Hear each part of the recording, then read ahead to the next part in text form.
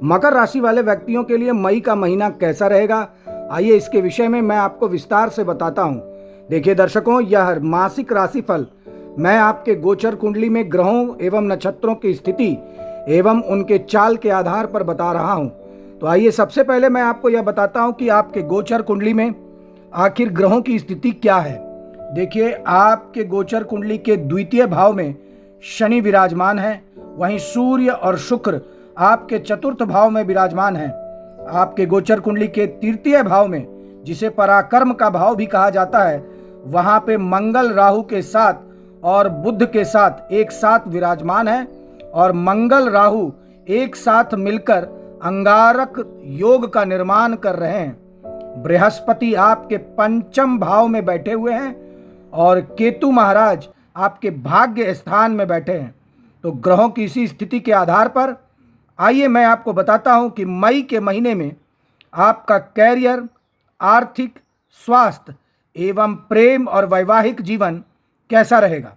तो सबसे पहले आइए मैं आपको बताता हूं कि कैरियर के दृष्टिकोण से यह महीना क्या कुछ खास लेकर आया है। देखिए, यह महीना कैरियर के दृष्टिकोण से अनुकूल रहने की पूरी संभावना है। दसम भाव के स्वामी शुक्र महाराज चतुर्थ भाव में बैठकर दसम भाव को पूर्ण दृष्टि से देखेंगे, जिससे आप कार्य क्षेत्र में खूब मन लगाकर काम करेंगे। सूर्य का प्रभाव भी साथ में रहेगा, इसलिए आपको ईगो में आकर, अपनी अहम में आकर किसी से कुछ कहने से बचना चाहिए, नहीं तो वह आपकी बात का बुरा मान सकते हैं। छठे भाव के स्वामी बुध महाराज तीसरे भाव में रहेंगे और तीसरे भाव में राहु और मंगल भी विराजमान होंगे, इसलिए आपको अपनी मेहनत और अपने काम पर ही ध्यान रखना है। व्यर्थ की बातचीत से दूर रहेंगे तो आपके लिए अत्यंत ही बेहतर होगा। आपके कार्य क्षेत्र में आपके सहकर्मियों से थोड़ी सावधानी रखें। उनमें से कुछ आपको मित्र के रूप में दिखाई तो देंगे, लेकिन वो आपके लिए परेशानी खड़ी करने की भी कोशिश करते रहेंगे। ऐसे लोगों से सावधान रहना आवश्यक होगा। और वैसे जातक जो व्यापार करते हैं, उनके लिए भी यह समय अनुकूल परिणाम देने वाला साबित होगा। आपके व्यापार में प्रगति होगी, व्यवसाय में सफलता मिलेगी।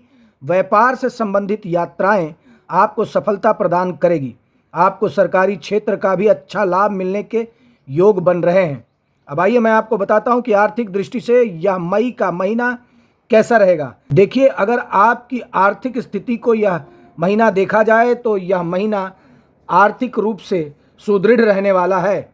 दूसरे भाव के स्वामी शनि महाराज दूसरे ही भाव में पूरे महीने विराजमान रहेंगे, जिससे आपकी आर्थिक स्थिति प्रबल होने लगेगी।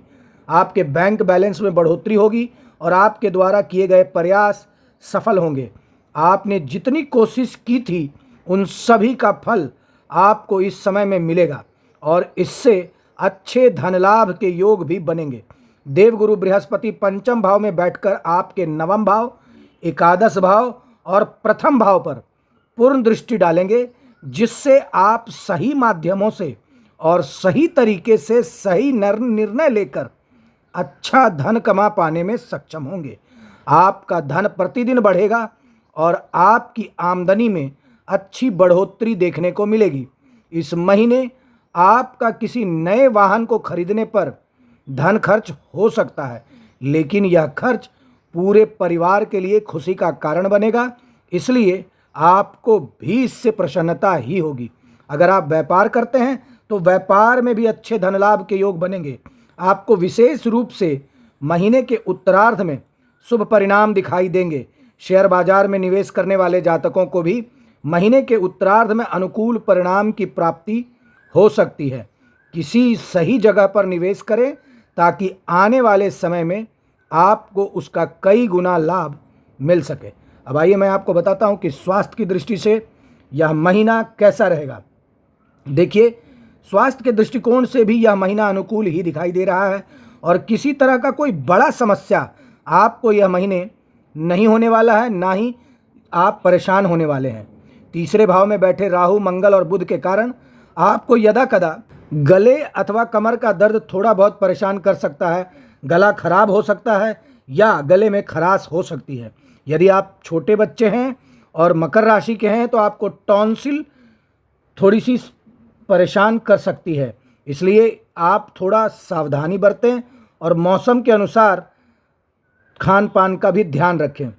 देखिए, छोटी मोटी समस्याओं के प्रति थोड़ा सतर्क रहें। भले ही यह समस्या छोटी है लेकिन आपको थोड़ी बहुत परेशान कर सकती है, इसलिए खाने पीने का और विशेषकर ठंडा पानी पीने का इस महीने थोड़ा सावधानी बरतें। अत्यंत ठंडा, अत्यंत बाहर का तला भुना खाने से परहेज करें। आपको इस महीने प्रतिदिन थोड़ा बहुत ध्यान और योग करना अति आवश्यक होगा। इससे आपको मानसिक तनाव थोड़ा दूर ही रहेगा।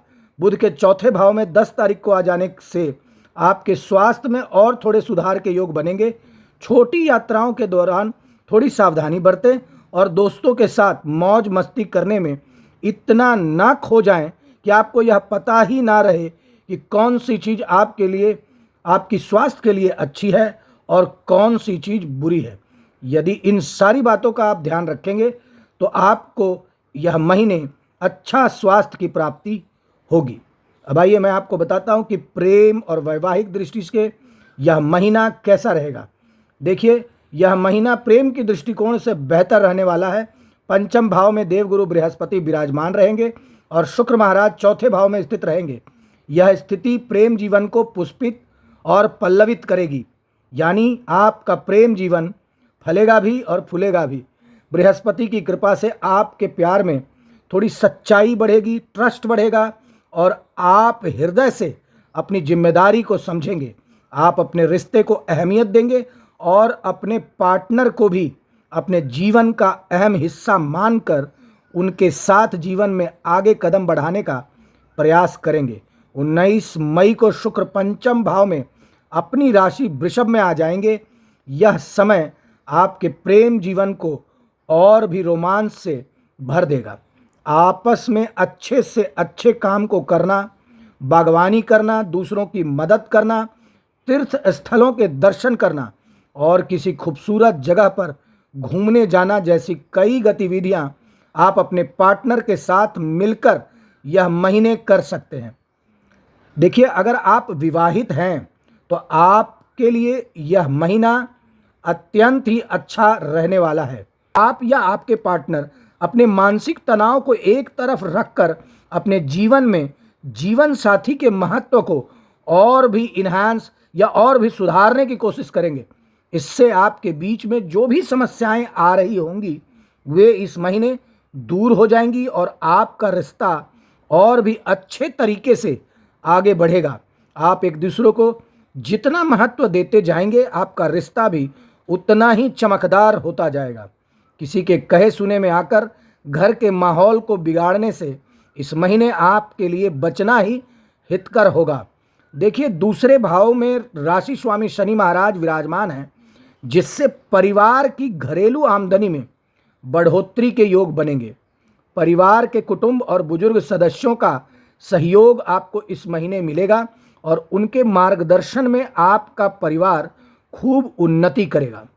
अब आइए मैं आपको बताता हूं कि आपको कौन से वे ज्योतिषीय महा उपाय करने हैं जिससे कि यह महीना आपके लिए अत्यंत ही सुखदायक हो जाए। तो देखिए, आपको रोजाना शाम के समय शनि चालीसा का पाठ अवश्य करना चाहिए। प्रत्येक बुधवार गौ माता को हरा चारा अवश्य खिलाना चाहिए और प्रत्येक दिन सुबह हनुमान चालीसा का पाठ करें और कोशिश करें कि शाम के समय बजरंग बाण का पाठ करें। प्रतिदिन सुबह सूर्य भगवान को अर्घ अवश्य दें। धन्यवाद।